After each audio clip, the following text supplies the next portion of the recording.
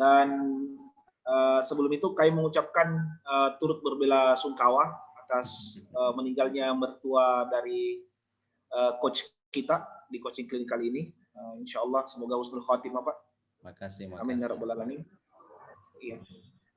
Jadi insya Allah kawan-kawan sekalian kita mungkin akan menghemat waktu kita, insya Allah.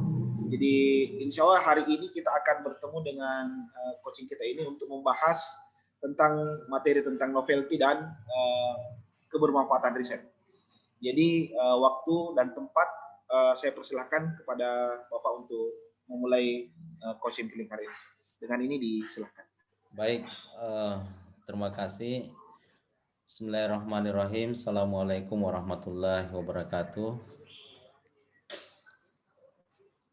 Yang terhormat Ibu Dekan PEBI IAIN Palopo beserta para wakil dekan dan Ketua dan Sekretaris Program Studi Lingkup Fakultas Ekonomi dan Bisnis Islam IAIN Palopo beserta Bapak Ibu teman-teman penggiat publikasi ataupun penulis karya ilmiah pada hari ini. Alhamdulillahirrabbilalamin. Wassalatu wassalamu ala asrafil anbiya wal mursalin. Sayyidina Muhammadin wa ala alihi wa ashabihi ajmain amma ba'd.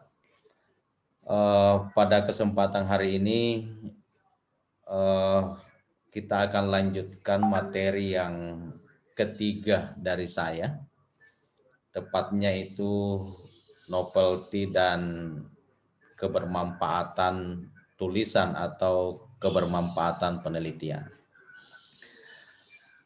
Sebelumnya juga mudah-mudahan dua materi sebelumnya yang terkait dengan hal yang urgensi di dalam penulisan karya ilmiah ini telah menjadi bagian yang bermanfaat bagi diri kita, terutama saya dan juga Bapak Ibu, teman-teman di dalam menulis. Mungkin saja ada yang baru memulai tulisan, mungkin saja ada yang sudah proses in review atau on proses publikasi, ataukah mungkin saja sudah berada pada tahapan akhir untuk finalisasi mengakomodasi atau merespon yang telah direview atau diminta direvisi oleh para reviewernya. Mudah-mudahan materi pertama, kedua, dan juga ketiga ini menjadi hal yang sangat signifikan saya rasa, karena ini adalah bagian yang tidak pernah ataukah selalu ditanyakan oleh para reviewer pada lembar kolom reviewernya. Baik, saya izin untuk menayangkan slide-nya dan beberapa tulisan sebentar ya di akhir untuk sesi ini. Dan juga mungkin ada teman-teman atau peserta coaching pada hari ini ada yang bisa diseringkan nanti pada saat selesai saya memaparkan untuk materi ini.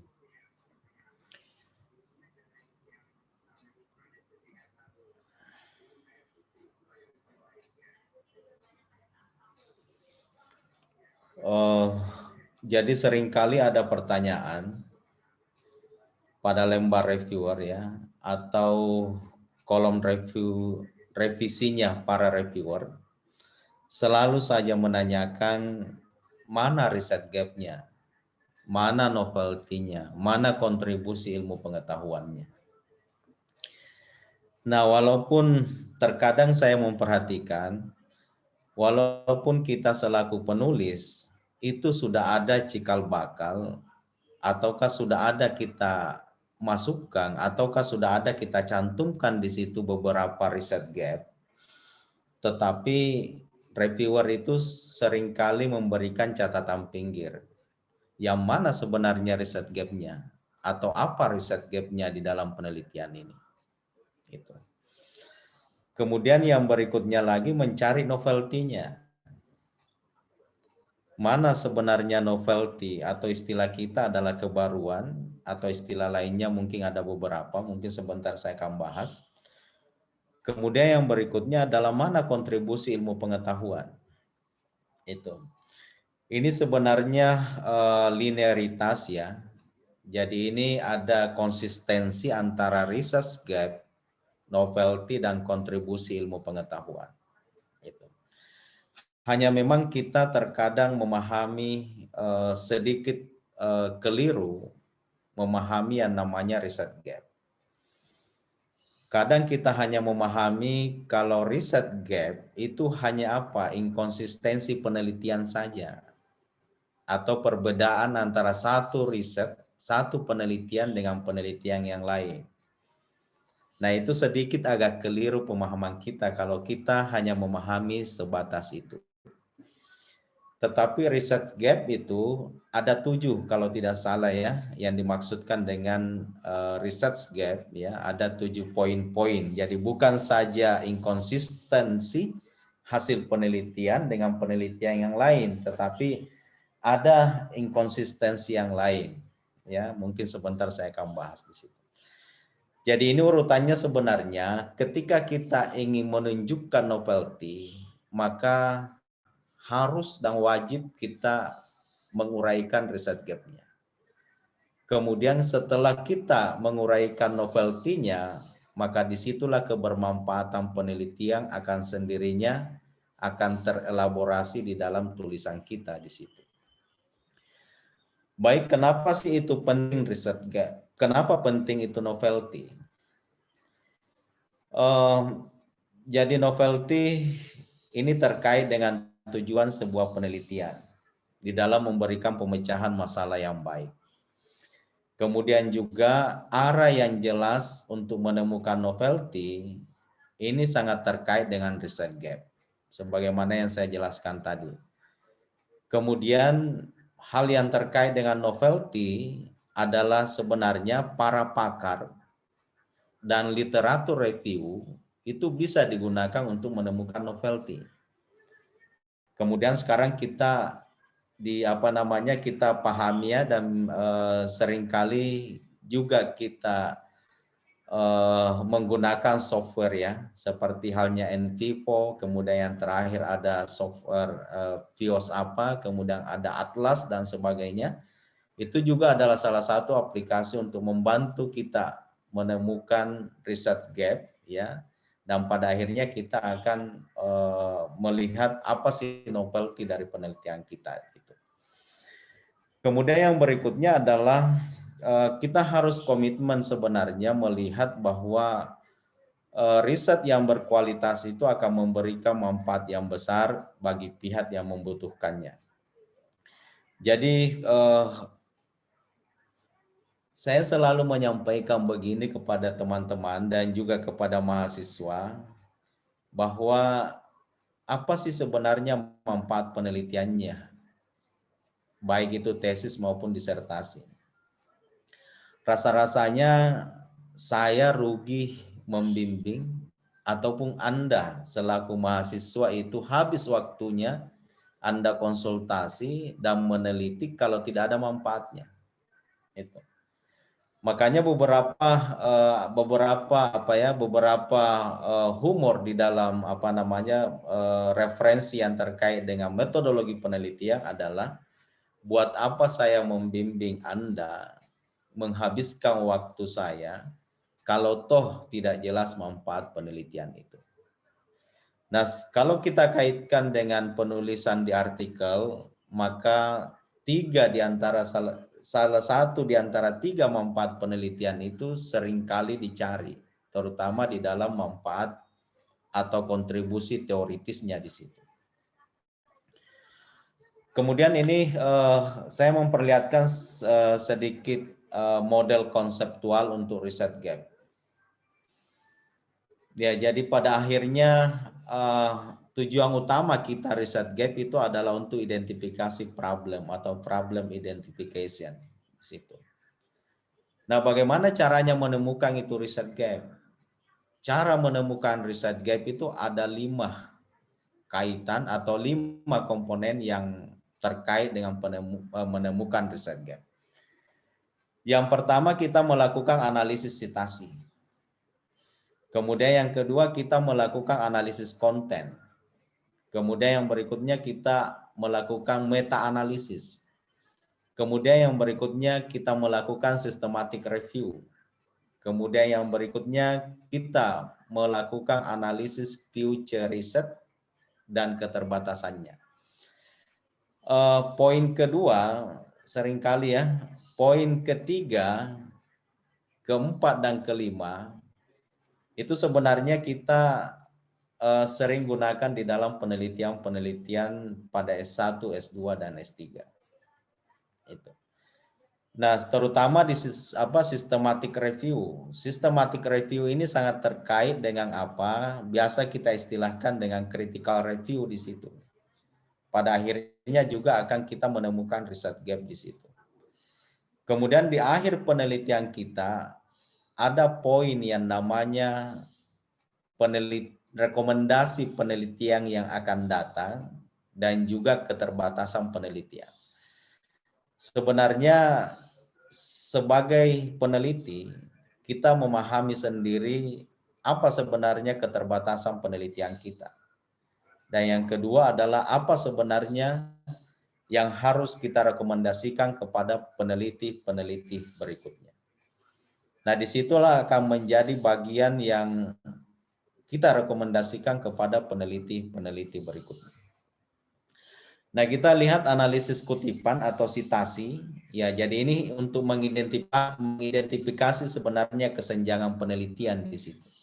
Jadi sitasi, kita mensitasi tulisannya orang, sebenarnya adalah apa? Untuk mengidentifikasi mungkin saja ada perbedaan dan mungkin saja ada penguatan antara satu penelitian dengan penelitian yang sementara kita susun.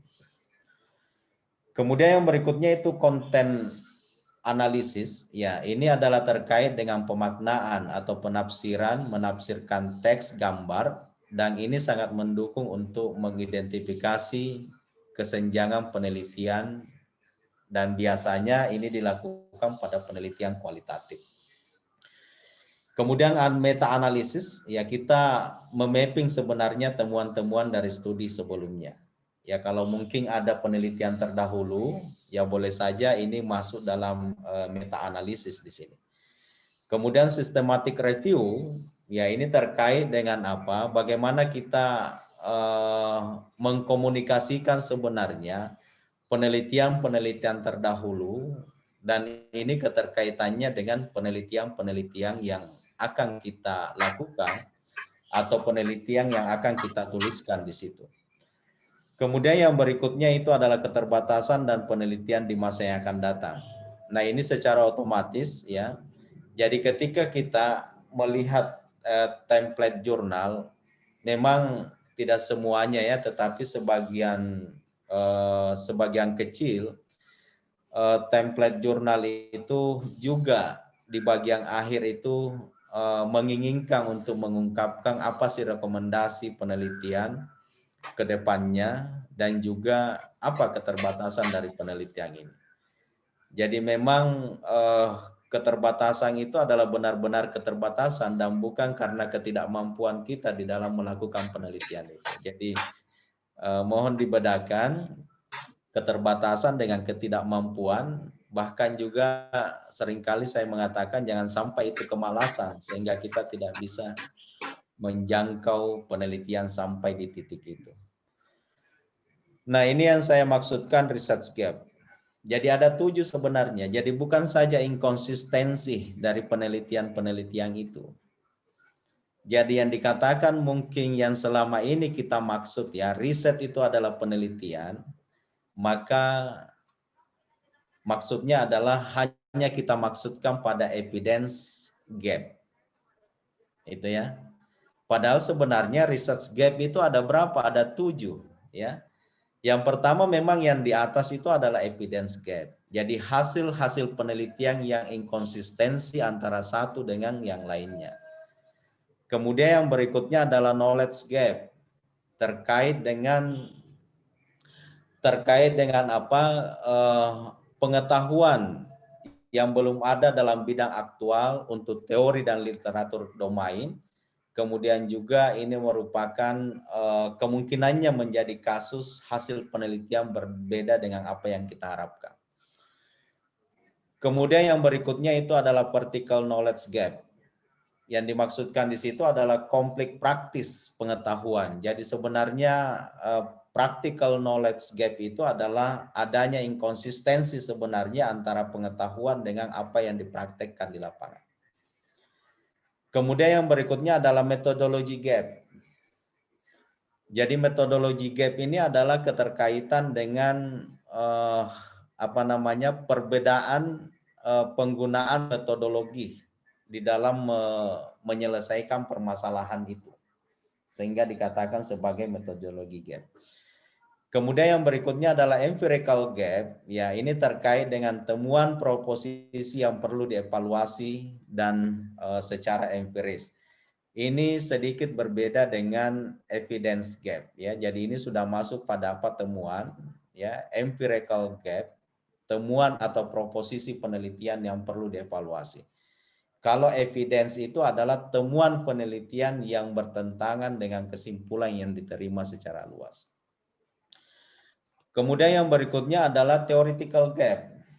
Ya, ini antara satu teori dengan teori yang lain, ini ada inkonsistensi, ya. Karena kita paham ya bahwa teori itu akan diturunkan, ada teori-teori baru, kemudian teori-teori baru itu lazimnya mungkin saja bertentangan dengan teori yang lain ataupun teori-teori yang mendahuluinya. Ini adalah theoretical gap. Kemudian yang berikutnya adalah population gap. Jadi perbedaan terkait dengan populasi yang kita gunakan antara satu penelitian dengan penelitian yang lain. Nah, inilah yang dikatakan dengan research gap. Jadi research gap itu bukan saja inkonsistensi penelitian, tetapi ada 7 komponennya. Ya. Salah satu saja itu adalah pada empirical gap ataukah evidence gap. Ini yang terkait dengan hasil penelitian. Itu. Nah, yang lain juga sangat sangat perlu diperhatikan. Nah, dengan demikian seringkali reviewer menanyakan mana riset gap-nya.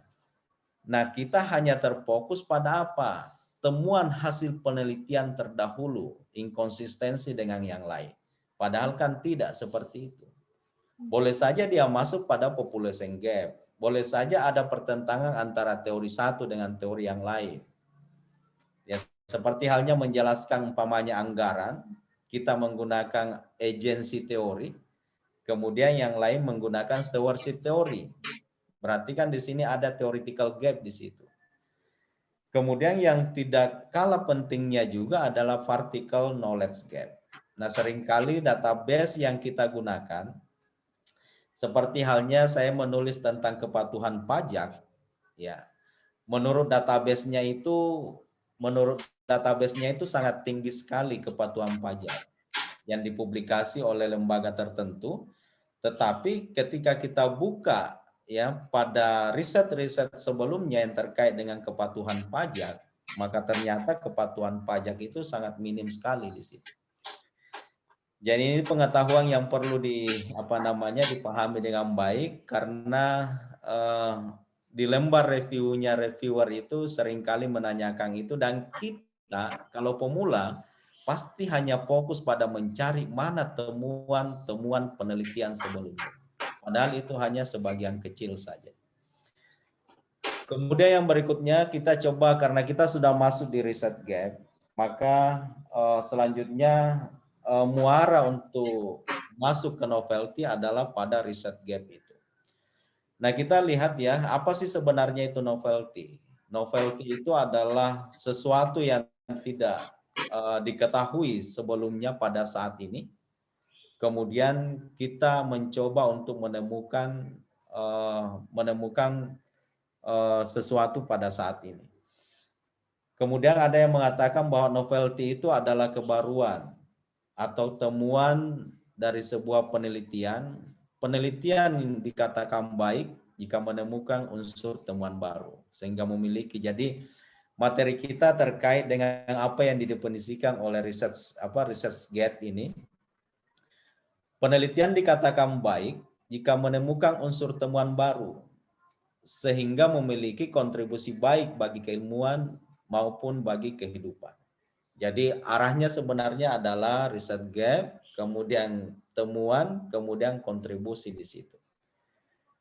Nah, kita biasa juga menyebutnya sebagai unsur originalitas atau temuan bersifat baru. Menemukan celah pengetahuan, ada masalah baru, ada metode baru dari sekian banyak riset yang telah dilakukan.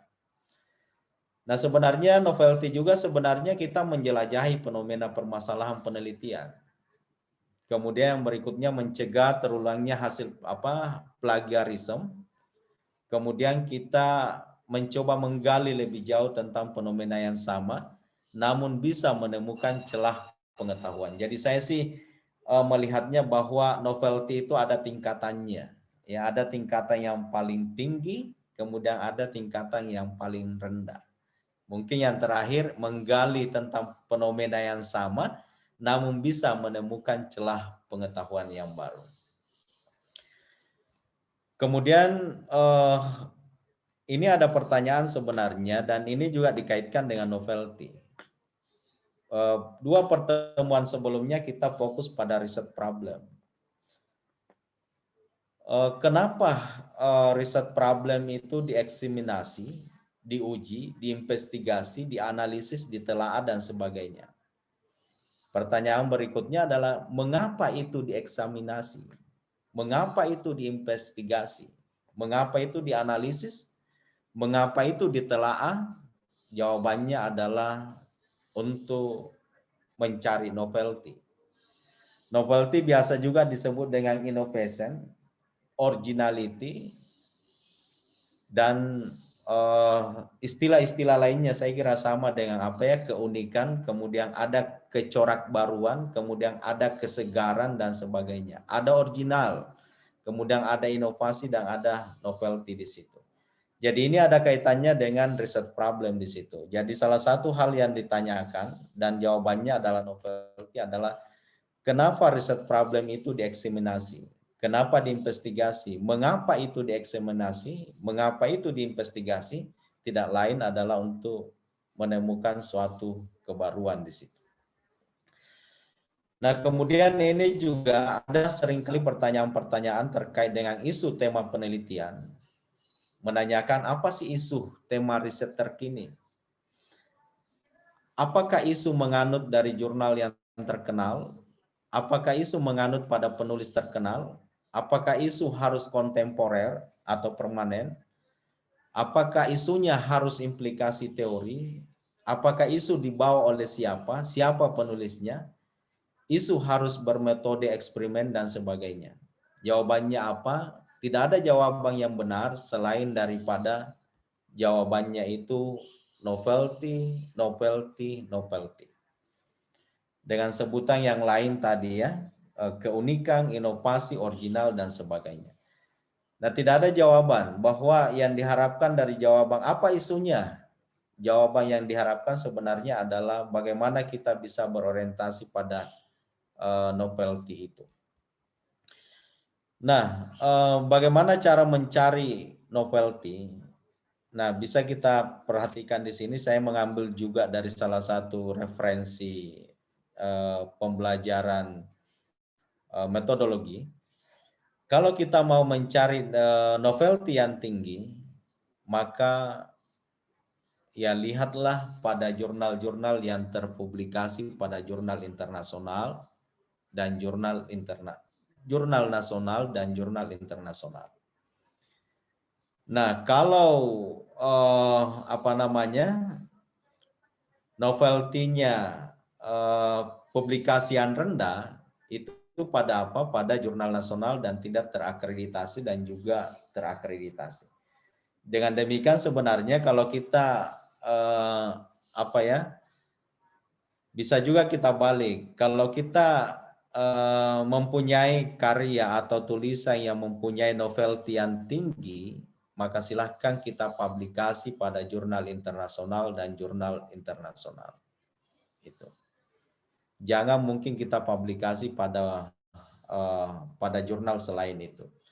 Dan juga kalau kita ingin memapping, maka tentunya kita mengharapkan bahwa kita berpetualangan untuk mencari referensi pada jurnal internasional maupun jurnal nasional. Tentunya kalau jurnal internasional juga punya rating, jurnal nasional pun juga punya level dan sebagainya.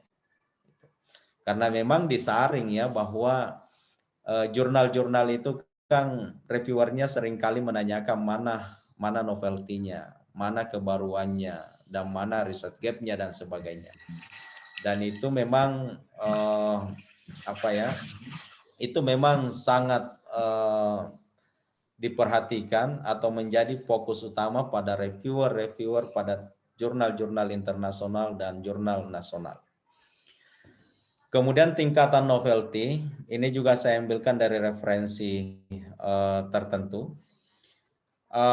Memang level pertama itu adalah pada proposisi teori. Ya, Bapak Ibu, bahwa novelty itu berada pada proposisi teori. Seperti halnya 7 riset gap tadi, maka disitulah sebenarnya novelty paling tinggi. Kemudian yang berikutnya adalah novelty di level 2. Nah, kalau ini penelitian kuantitatif, maka di sini ada namanya pengembangan hipotesis. Maka ini berada pada level 2. Kemudian yang berikutnya novelty pada level sampel itu adalah berada pada level ketiga. Kemudian novelty paling rendah itu adalah pada level pengujian statistik. Jadi saya jelaskan dulu, novelty paling tinggi itu adalah apa ya? Kita menggunakan riset gap yang tadi, kemudian kita dengan argumentasi yang logis dan penguatan yang baik, sehingga kita mendeskripsikan bahwa novelty dari penelitian ini adalah menemukan teori ataupun konsep yang sebelumnya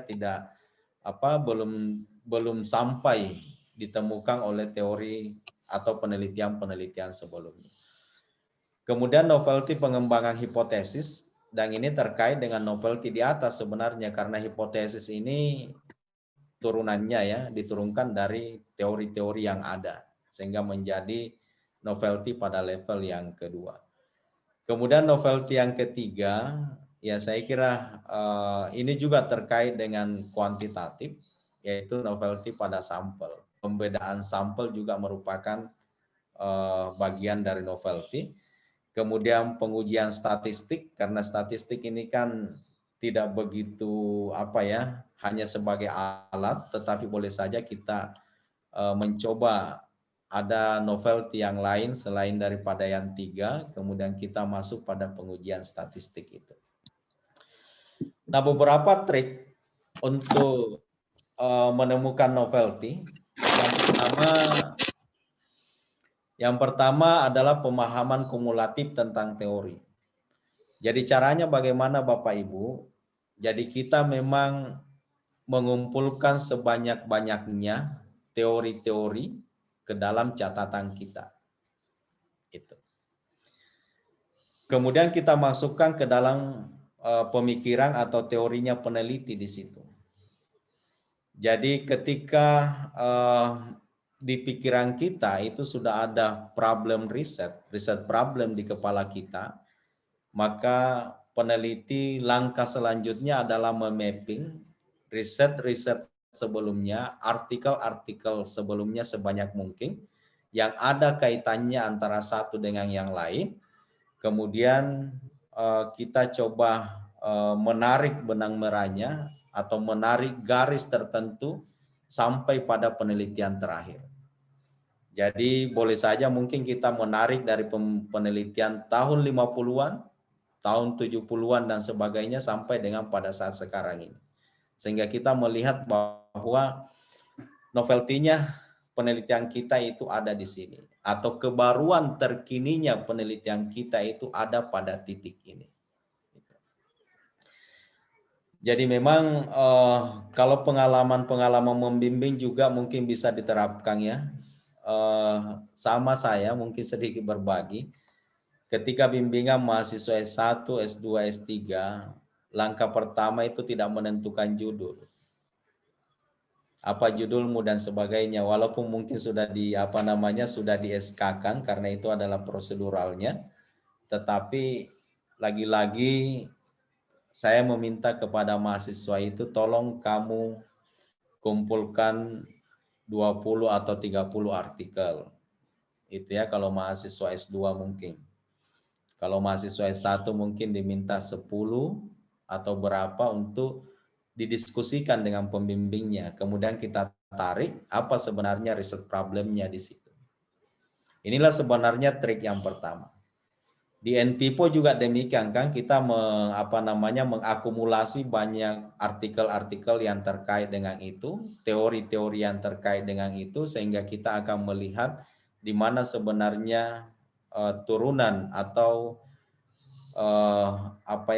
posisi tulisan kita nantinya pada berbagai referensi yang telah dipublikasikan pada publikasi-publikasi sebelumnya.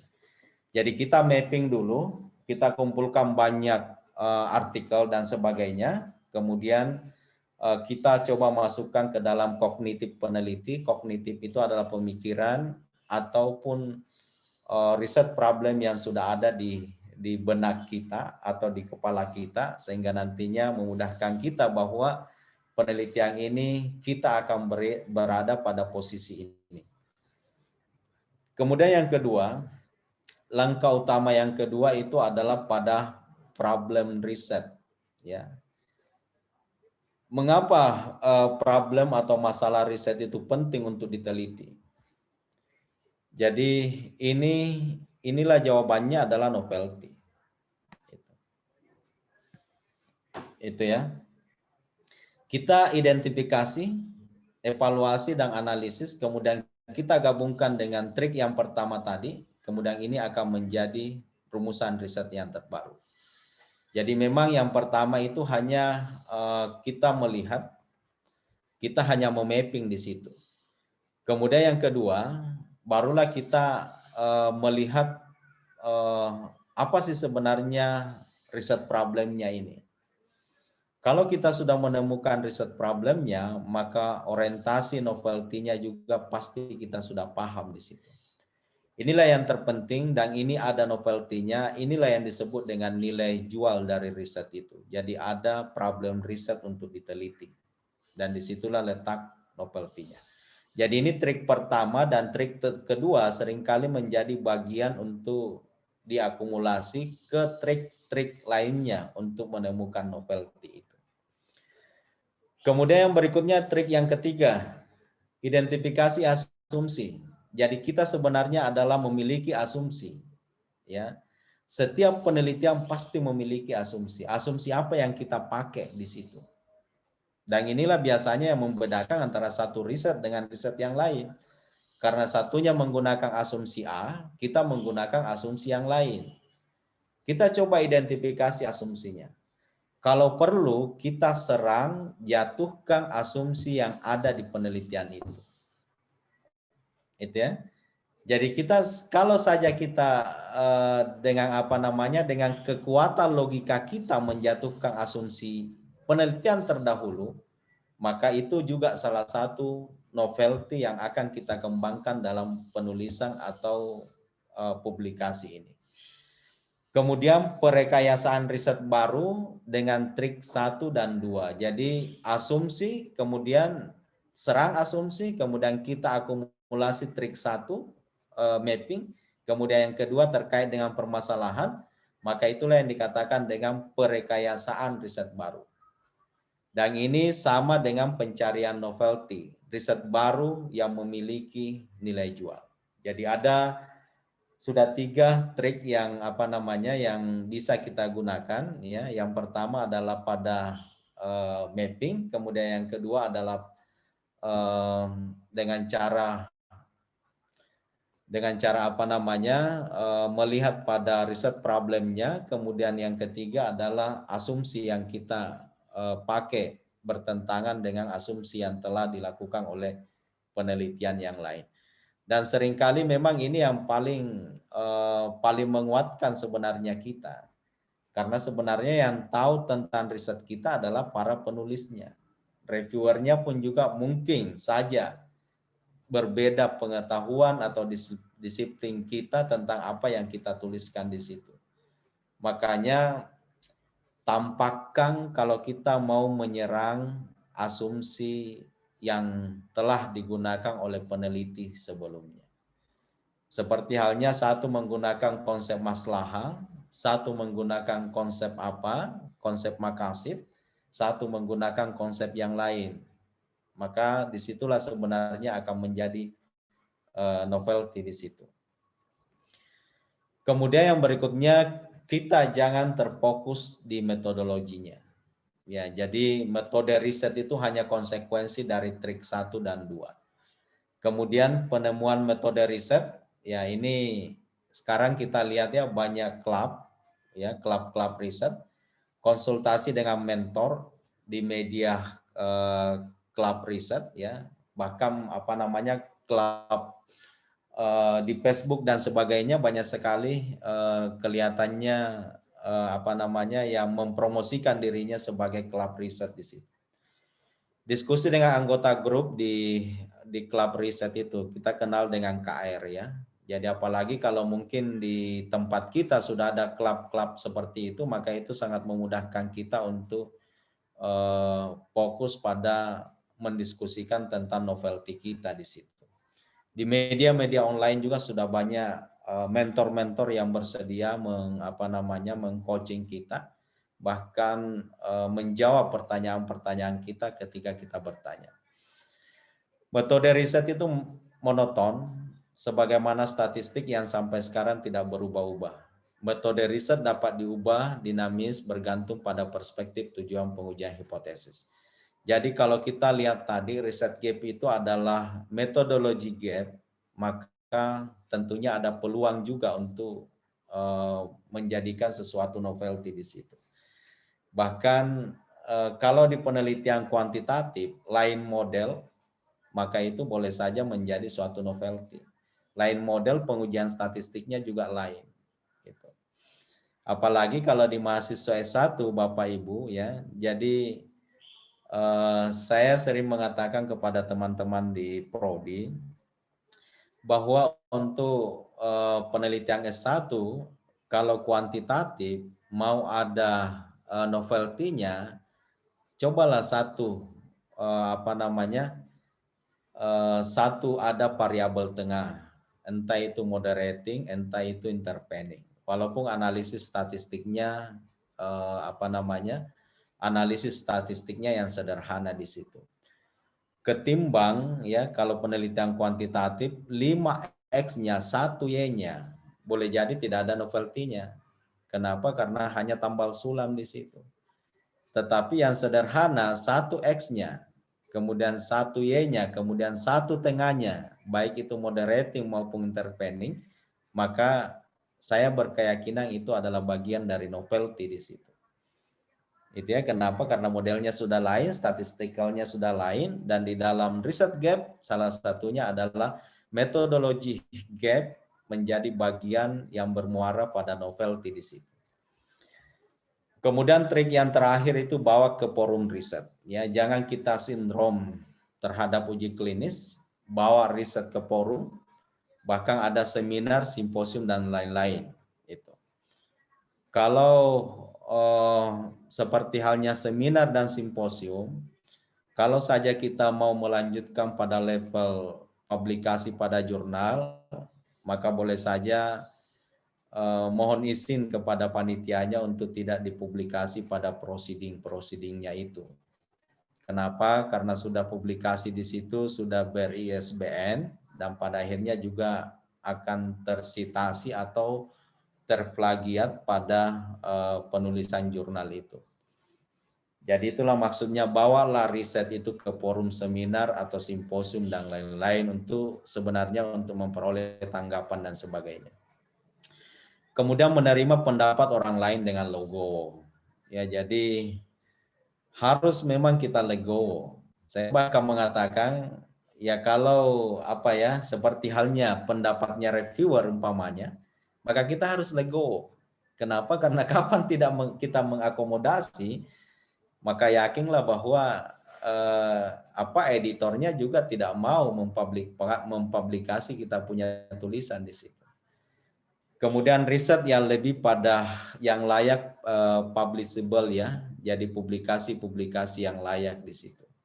Jadi riset yang lebih publishable ya, mungkin adalah dimaksudkan adalah pada jurnal-jurnal yang berkualitas dan bereputasi di situ. Kemudian trik keenam itu jangan sendirian. Perlu ada teman diskusi dan sebagainya. Apalagi Bapak Ibu yang apa namanya yang senior dan sebagainya, mungkin perlu kita membimbing apa namanya adik-adik kita yang baru terangkat dosen dan sebagainya untuk menulis. Dan mereka juga menyadari bahwa mereka sebenarnya itu tidak sendirian, tetapi ada support atau ada teman diskusi dari dosen-dosen seniornya. Hindarkan kerja sendirian, kerjakanlah dengan tim.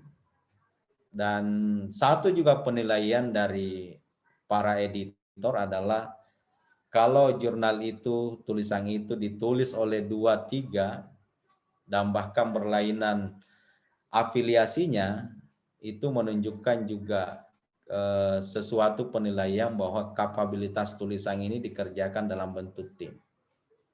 Itu. Kemudian yang terakhir dari slide saya, manfaat penelitian. Manfaat penelitian ini menjadi tentatif di dalam artikel, tetapi terkadang dicari. Itu. Yang dicari pun juga itu adalah manfaat teoritis atau manfaat ilmiah. Apa kontribusinya sebenarnya pada pengembangan ilmu pengetahuan? Nah, yang saya maksudkan dan saya pahami dan selama ini menjadi pengalaman saya, manfaat teoritis itu adalah pada kontribusi pada apa? Pengembangan teori, kemudian mengonfirmasi teori, kemudian yang berikutnya lagi adalah menemukan teori baru atau apa, dengan alasan apa sehingga kita melakukan pengembangan, mengonfirmasi, menguatkan ataukah menemukan teori-teori itu. Itu adalah manfaat teoritisnya. Kemudian yang berikutnya adalah manfaat praktis. Manfaat praktis itu adalah pengambilan keputusan. Ya, apalagi kita di bidang ekonomi dan bisnis, maka tentunya tidak lepas dari pengambilan keputusan di bidang apa pada bisnis apa dan sebagainya ketika ini diterapkan di lapangan.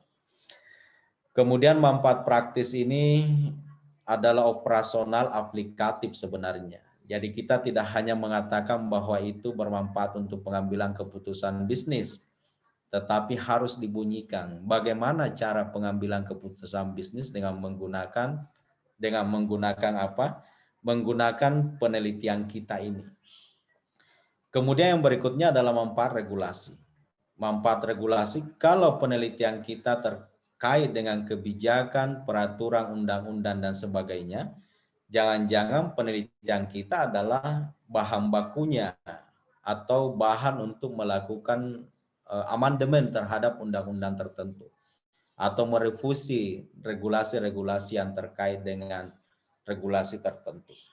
Dan itu juga kenapa menjadi bagian untuk mengamandemen undang-undang tertentu itu harus dijelaskan di situ.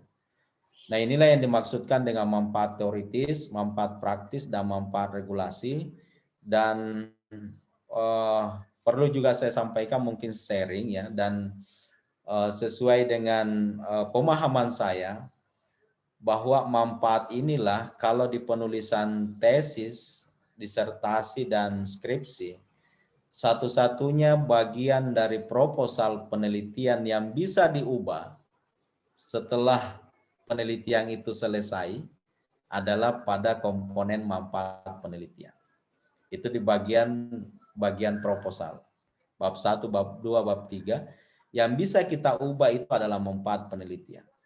Ketika prediksi manfaat penelitian kita di awal berubah setelah adanya hasil penelitian atau laporan penelitian kita jadi, maka yang diubah adalah apa kontribusinya, apa manfaat teoritis, praktis, regulasi yang perlu kita benahi kembali di bab satunya itu. Kenapa? Karena manfaat ini seringkali pengambil keputusan, ya, baik itu para ilmuwan maupun juga pada praktisi, ketika ada masalah yang terjadi di lapangan, maka dia akan mencari referensi di perpustakaan kita. Apa yang mereka butuhkan, dia tidak membaca bagian-bagian utama dari penelitian kita, skripsi, tesis, disertasi kita, tetapi dia hanya baca judulnya penelitian kita. Kalau ada kaitannya dengan dia butuhkan, akan dia buka tesis itu atau disertasi itu, kemudian yang berikutnya akan fokus melihat pada manfaat penelitian itu.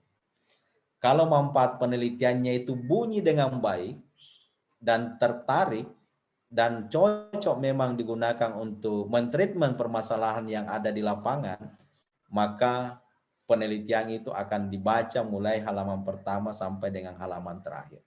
Nah, itulah pentingnya manfaat penelitian. Olehnya itu manfaat penelitian jangan asal bunyi retorika belaka, tetapi harus berbunyi aplikatif dan operasional. Tidak ada manfaat penelitian untuk menjadi bahan referensi untuk penelitian berikutnya. Bukan manfaat penelitian itu. Manfaat penelitian sebagai syarat untuk menyelesaikan studi, bukan manfaat penelitian itu. Manfaat penelitian untuk syarat di wisuda, bukan manfaat penelitian itu. Manfaat penelitian adalah pada pengembangan teori apa. Kemudian yang kedua adalah pada pengambilan keputusan apa. Kemudian yang ketiga adalah regulasi apa.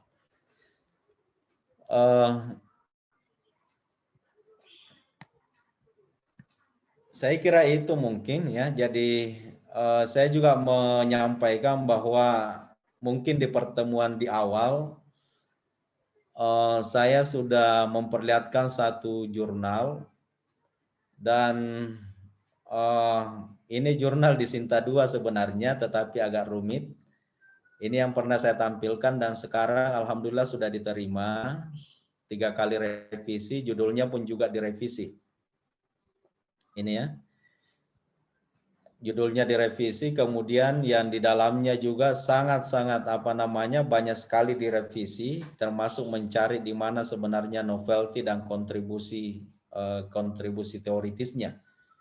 Ini yang kuning-kuning ini bagian, jadi kalau sudah kuning-kuning begini sudah final ini Pak. Jadi sudah ada respon dan alhamdulillah ini sudah akan terbit di bulan Juni di Sinta 2. Ini yang kuning-kuning ini tandanya bahwa inilah upaya dari autornya untuk membenahi apa yang diberikan catatan pinggir oleh para reviewernya. Kemudian yang berikutnya juga perlu saya perlihatkan sedikit.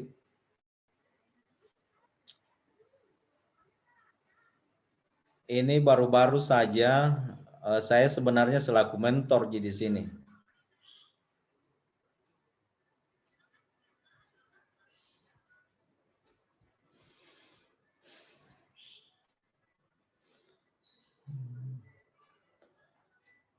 Ini saya selaku mentor, hanya saya dijadikan sebagai penulis. Bisa dilihat ini ya Pak Sadri? Bisa Ustaz, bisa Ustaz. Ya, ini baru saja 2 hari dipublis dan ini per April ini. Saya hanya mentor sebenarnya, hanya teman-teman ini PNS baru, mungkin ada temannya di sini.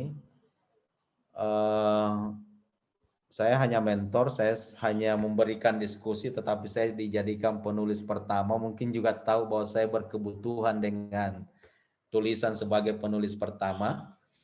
Dan ini alhamdulillah diterbit di Atlantis Press dan ini terindeks Web of Science. Ya, jadi mungkin adiknya lah Scopus gitu. Ya, jadi ini proceeding sebenarnya. Itu. Kemudian yang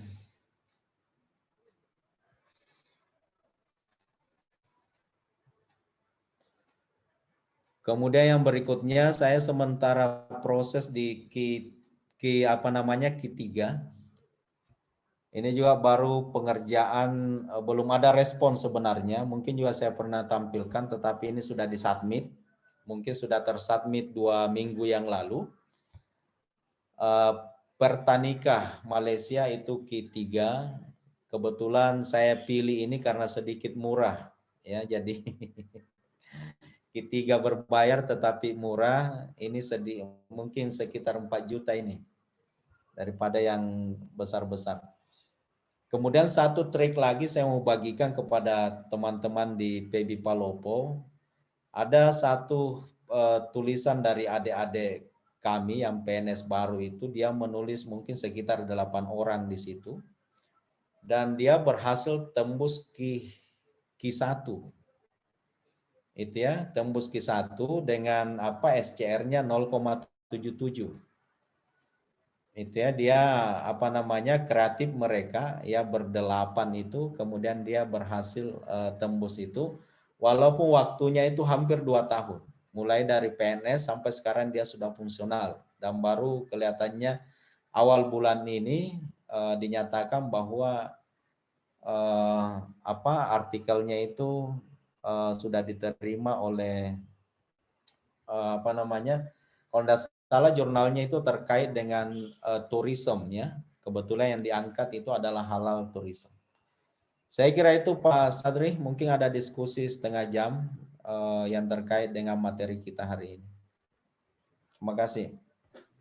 Baik Ustaz, terima kasih banyak atas penjelasan yang singkat namun luar biasa. Jadi sebenarnya sebelum saya buka ruang diskusi Ustaz, jadi sebelum saya dapat materi ini, jauh sebelum ini sebenarnya saya menganggap bahwa topik baru itu adalah novelty.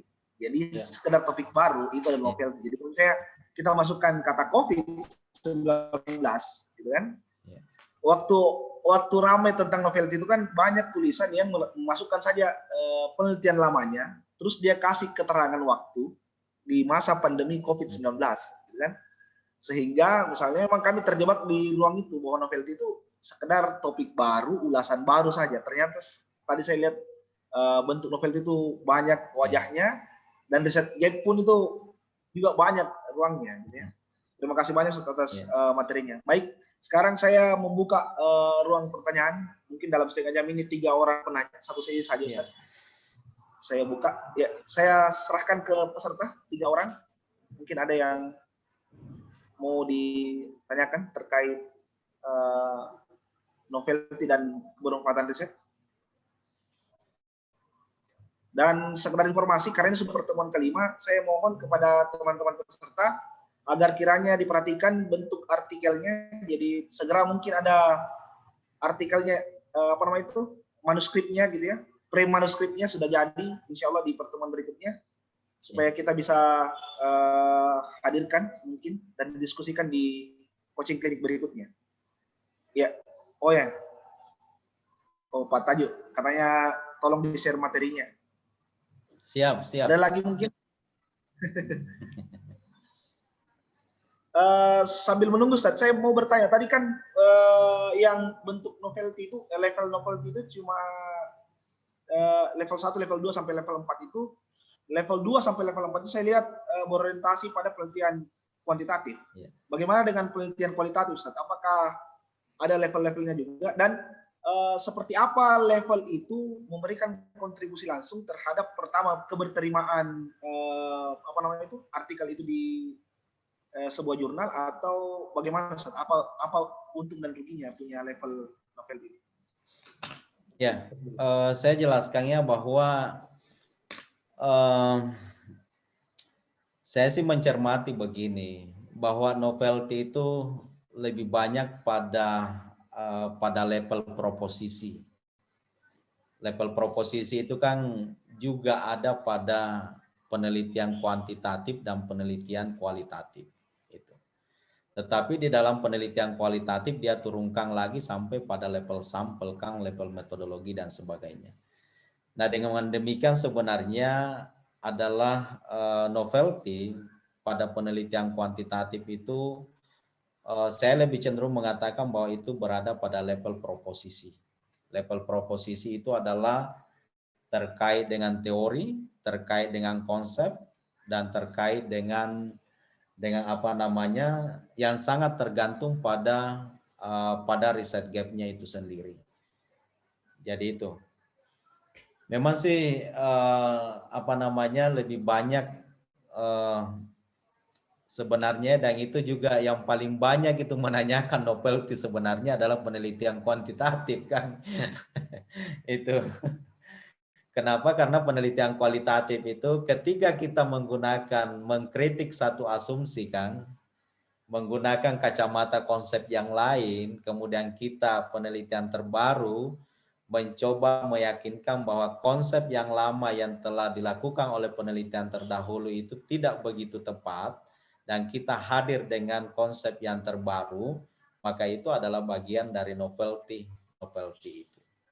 Jadi sangat tergantung dari riset gap-nya. Makanya saya sampaikan di awal bahwa riset gap ada 7 poin, kemudian berikutnya adalah novelty-nya. Kemudian novelty barulah kebermanfaatan di situ. Jadi saya kira itu, ya. Memang sih novelty itu seringkali ditanyakan pada penelitian kuantitatif. Hanya saja memang di kualitatif juga ditanya juga, hanya mungkin terkait dengan kenapa Anda gunakan konsep ini, sementara penelitian yang lalu sebelumnya itu adalah menggunakan konsep seperti ini. Jadi itu saja Pak Sadri.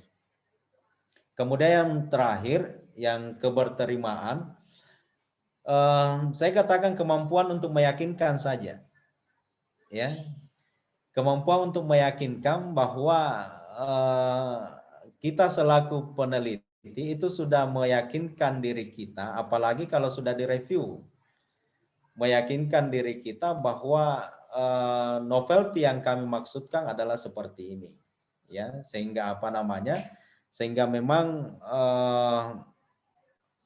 apa namanya keterkaitan dengan kebermanfaatan itu sangat dekat sekali dengan novelty itu. Jadi satu saja intinya dengan novelty adalah pembeda, ya. Tadi beberapa definisi, tetapi bisa kita tarik bahwa sesuatu yang berbeda dari penelitian sebelumnya. Makanya ada levelnya juga. Ya, makanya dikatakan level metodologi mungkin adalah level yang paling rendah sebagai pembeda di situ. Tapi kalau proposisi memang semuanya ada di situ, kan, baik penelitian kuanti maupun penelitian kualitatif. Kemudian yang kedua adalah ketika dikoreksi, direvisi kita punya novelty, maka silakan dikuatkan lagi dengan argumentasi kita.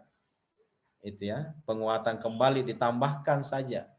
Jangan dikosongkan karena dianggap bahwa kita tidak ada upaya untuk bisa mengakomodasi atau mengadakan novelty yang dimaksudkan di dalam riset kita itu. Baik, saya kira itu Pak Sadri. Ya, terima kasih banyak Ustaz atas penjelasannya. Alhamdulillah.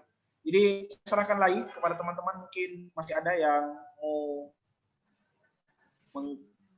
memperjelas mengenai materi kita hari ini, novelty dan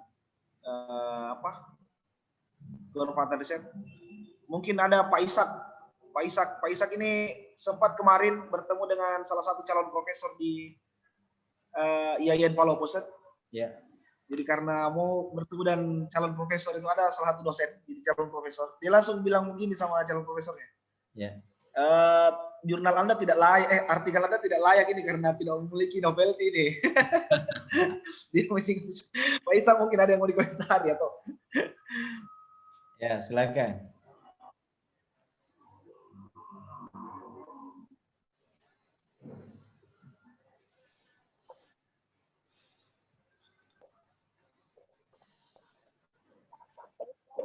Mungkin teman-teman CPNS baru mungkin ada yang, atau angkatan saya Ibu Hamidah. Ibu Hamidah di sini ada Ibu Hamidah. Ya, dengan siapa nih Pak Nur siapa? Ibu Nur Amal. Ibu Nur Amalia, silakan Bu. Silakan Bu, silakan Bu.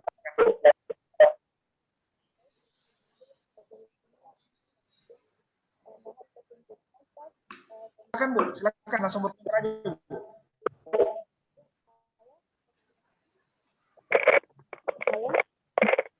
Silakan Bu. Ya, silakan Bu. Agak kecil suaranya Bu. Boleh. Sebuah penelitian.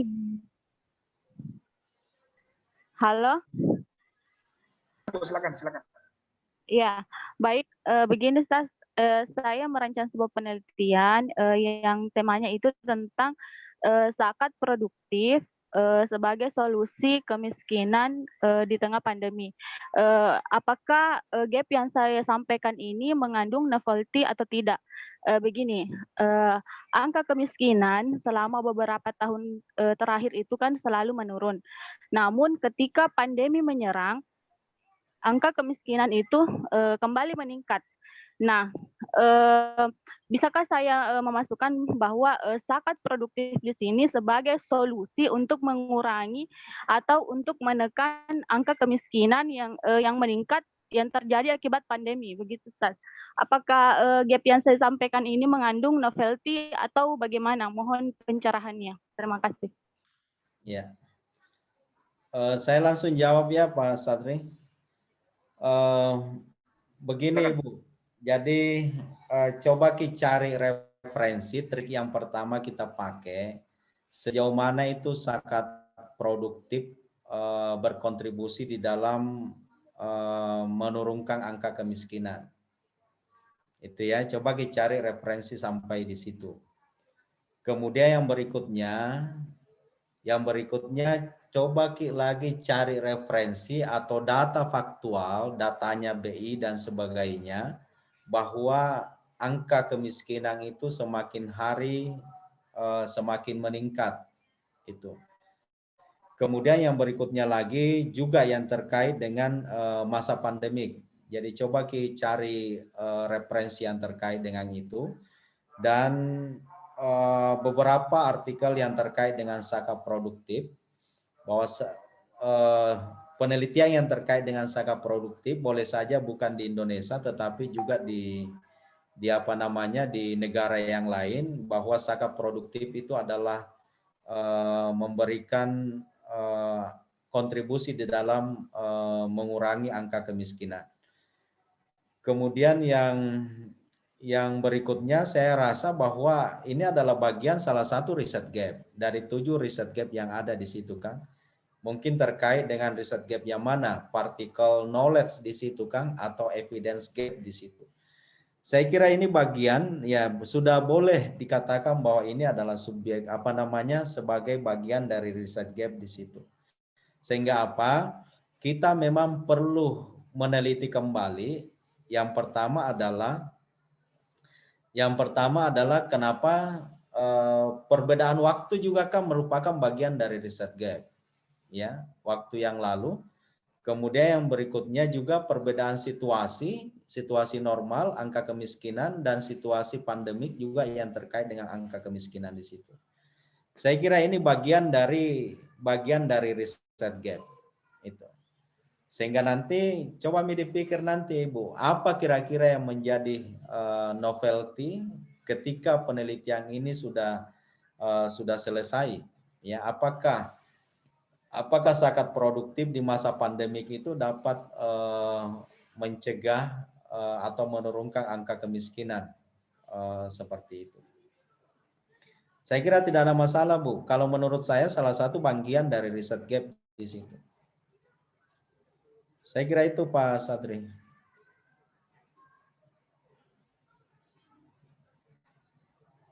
Terima kasih banyak Ustaz. Mungkin ada satu lagi dari teman yang lain.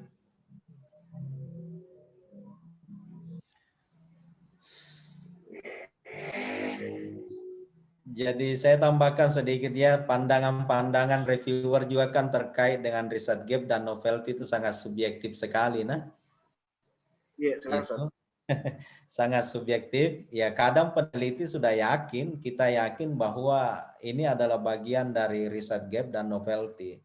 Tetapi lagi-lagi karena mungkin saja pengetahuan kita dengan pengetahuan reviewer itu sedikit berbeda sehingga selalu saja dipertanyakan itu.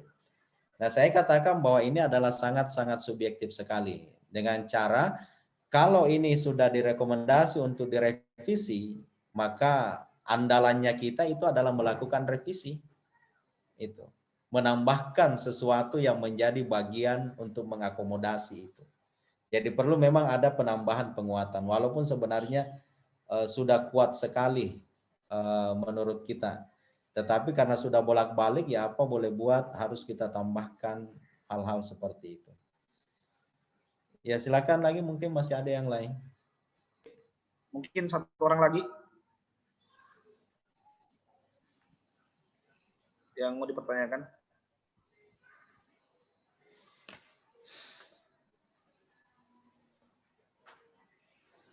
Kalau sudah tidak ada, mungkin saya kembalikan ke Pak Ruslan. Mungkin ada sedikit yang mau disampaikan. Saya dulu sedikit.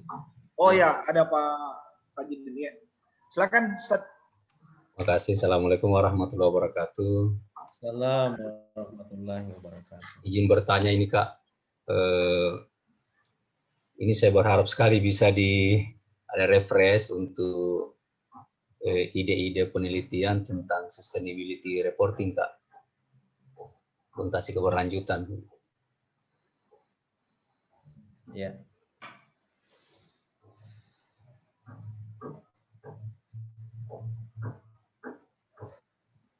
Ya bagaimana Pak Tajuk? Masih terputus atau bagaimana? Saya butuh Kak, ide-ide untuk merefresh pemahaman tentang sustainability reporting, jadi pelaporan ke akuntansi keberlanjutan ya, bukan akuntansi keberlanjutan. Ya. Iya. Ide-ide penelitiannya Kak, kira-kira ini sekarang ini arahnya sudah sampai kemana ini dan celah-celah apa yang bisa kita masukin Kak. Terima kasih. Baik, saya langsung saja di Pak Sadri. Saya ini sebidang dengan Pak Taju ini. Hanya saja dalam beberapa hal terkait dengan penelitian, mungkin saya sudah lebih banyak menggunakan konsep-konsep yang lain, seperti halnya konsep keislaman dan konsep kearifan lokal di situ. Isu terkait dengan sustainable reporting, saya kira masih relevan untuk kita melakukan penelitian sekarang ini. Hanya saja saya terlintas di pikiran saya bahwa kita sudah harus menggunakan konsep yang lain. Ya, konsep yang lain itu seperti halnya konsep apa ya? Konsep yang terkait dengan keislaman. Tentunya apakah sustainable reporting itu benar-benar bisa kita bingkai dalam konsep maslahah atau konsep makasih syariat. Karena Pak Taji juga sudah ada di PBIN ini harus mengintegrasikan konsep seperti itu. Kemudian yang berikutnya lagi terkait dengan sustainability reporting, mungkin isunya adalah kita mencoba membandingkan indeks yang terkait dengan apa? Yang terkait dengan pembandingan antara sustainable reporting pada perusahaan-perusahaan, pada entitas-entitas bisnis yang berada pada negara maju dengan berada pada negara yang sedang berkembang dan sebagainya. Apakah itu sejalan ataukah justru ada pembeda yang keras di antara kedua itu. Kemudian yang berikutnya saya rasa sedikit saya tidak mengikuti perkembangan terakhir dengan sustainability reporting ini. Hanya saja biasa saya membaca sepintas tentang artikel-artikel yang terkait yang publis pada jurnal-jurnal internasional itu. Dan mungkin Pak Tajuk mungkin begini ya, perlu kita memberikan kontribusi yang lain dalam hal ini terkait dengan pengukuran sustainability reporting. Mungkin kita perlu menyerang asumsi yang digunakan selama ini. Kemudian kita mencoba menggunakan asumsi yang lain yang mungkin relevan lagi dengan kondisi peradaban atau kondisi kemajuan kita di dalam aktivitas ataupun keberlangsungan usaha atau entitas bisnis pada saat sekarang ini. Mungkin itu Pak Tajuk. Mungkin Pak Tajuk lebih mengikuti perkembangan terakhir tentang sustainable reporting ini. Saya sih berpikir di situ karena kalau kita mencoba mempublikasi pada jurnal-jurnal internasional memang benar-benar dicari novelty-nya. Seperti halnya kita menggugat mungkin ya indeks yang digunakan, kemudian kita mencoba menggantikan indeks yang lain sebagai bagian yang tentatif di situ. Kemudian kalau di ranah penelitian di ranah penelitian kuantitatif, ya saya kira masih relevan mungkin kita kaitkan dengan hal-hal yang apa yang menjadi antecedennya dan apa yang menjadi konsekuensinya di situ. Tapi saya tidak bisa memberikan itu Pak Tajuk karena saya tidak membaca referensi yang terkait apa yang bisa dijadikan sebagai antecedent kemudian juga sebagai konsekuen dari sustainable reporting itu.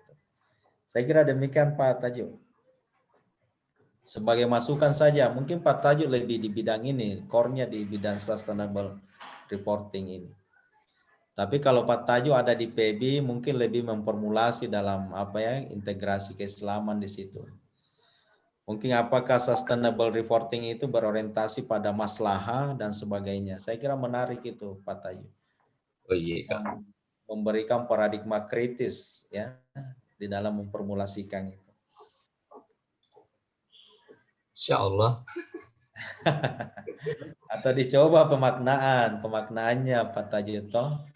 Iya. Makna semiotiknya dan sebagainya. Apakah memang benar itu sustainable reporting itu memang menampakkan, menunjukkan kondisi keberlangsungan perusahaan itu. Iya. Iya Kak. Ya ditunggu Pak Tajuk. Ya jangan sampai saya bisa jadi penulis kedua dari kita toh. Insya Allah.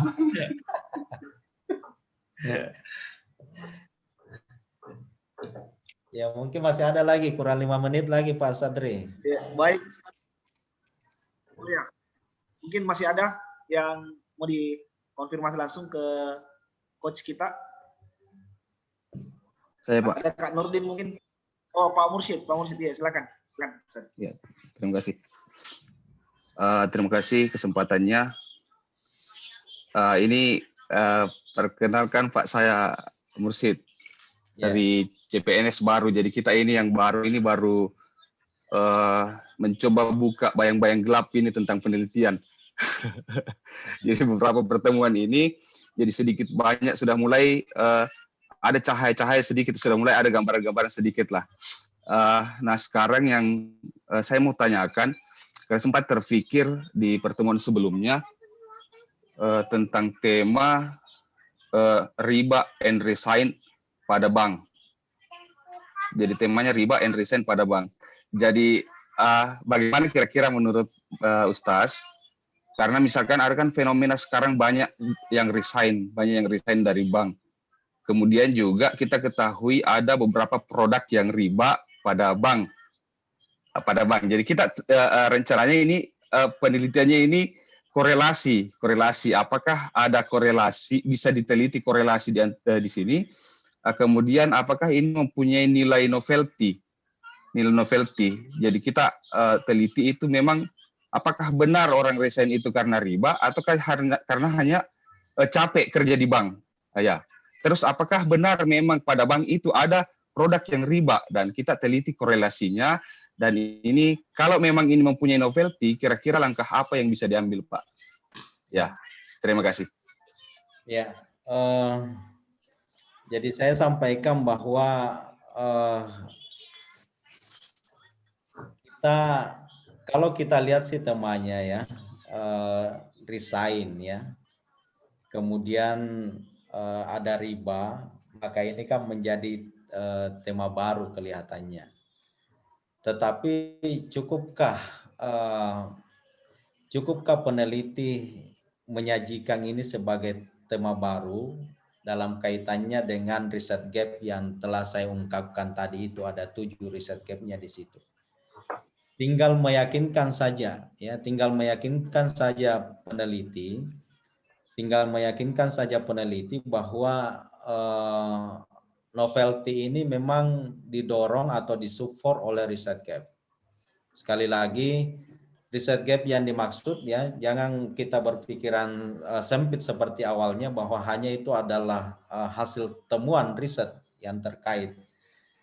Tetapi boleh saja ya dikaitkan dengan riset yang lain seperti praktis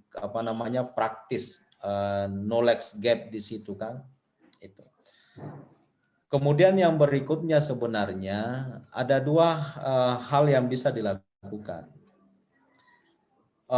terkait dengan penelitian kuantitatif itu, dengan dengan melihat apa sih sebenarnya yang melakukan orang-orang itu berpindah atau resign dari bank itu, apakah karena riba atau dan sebagainya. Kemudian yang kedua juga perlu diperhatikan, resign pada bank konvensional juga kan sudah, bank syariah juga kan ada fenomena seperti itu. Jadi bukan saja pada bank itu. Ini harus ditelaah. Caranya memang adalah melakukan trik yang pertama.